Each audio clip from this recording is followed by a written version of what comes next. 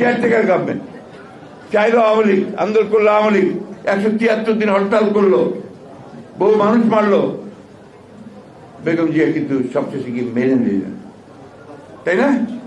কেন মানলেন? যে এটা না করলে আরো রক্তপাত হবে এবং ক্ষতি হবে, এবং অনেকেই দেখলো যে এই সিস্টেমটা খারাপ না, যার ফলে কি হলো, যার ফলে দেখেন ওইটা মেনে নেওয়ার পরে আমরা হেরেছি, তারপর ইলেকশনে কিন্তু 116টা আসন পেয়েছি, বিরোধী দলে গিয়ে 116টা আসন পেয়েছি।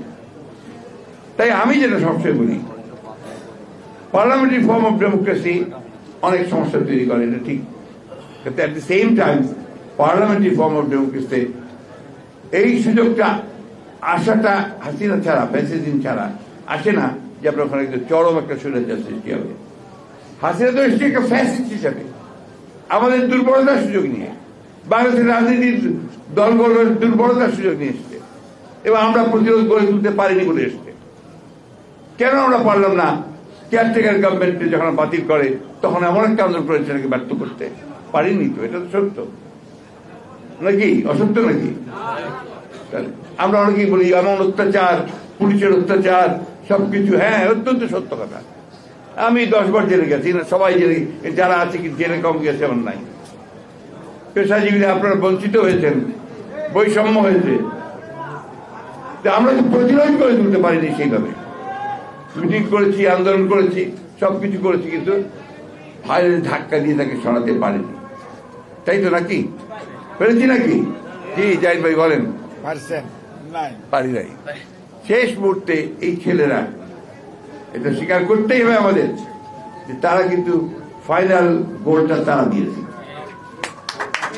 ঠিক কিনা বলেন? এই থেকে আমরা অনেকে অস্বীকার করতে চাই, but that is not the truth. এই থেকে মেনে নিয়ে কিন্তু আমাদের সামনে নিয়ে যেতে হবে। ভাই বলেছেন যে আমরা সংস্কারের কথা আগে বলি, সংস্কার আমরা 2 বছর ধরে কাজ করেছি, আমরা সমস্ত রাজনৈতিক দলগুলোর সঙ্গে কথা বলেছি, ওনার সঙ্গে কথা বলেছি আমাদের যারা দায়িত্ব ছিলেন তারা, ঠিক কিনা বলেন? হ্যাঁ, কথা বলেই আমরা 31 দফা তৈরি করেছি। প্রথমে ছিল আমাদের 27 দফা, আমরা এরপরে বললাম যে 27 দফা পরিবর্তন হতে পারে যদি কারো কোনো দফা থাকে, এরপরে অন্যান্য দলগুলো আরো দফা এসছে, আমরা 31 দফা তৈরি করেছি। এই 31 দফা আমি মনে করি যে যথেষ্ট বাংলাদেশের রাজনীতিতে সংস্কার নিয়ে এসে একটা সুস্থ রাজনীতি সৃষ্টি করা, কিন্তু আপনার দুরন্তার তো ছলের অভাব নেই। আওয়ামী লীগ কিন্তু অস্বীকার করেই গেছে, এখন যারা নতুন আসছে তাদের কাছে নতুন নতুন কথা শুনছি।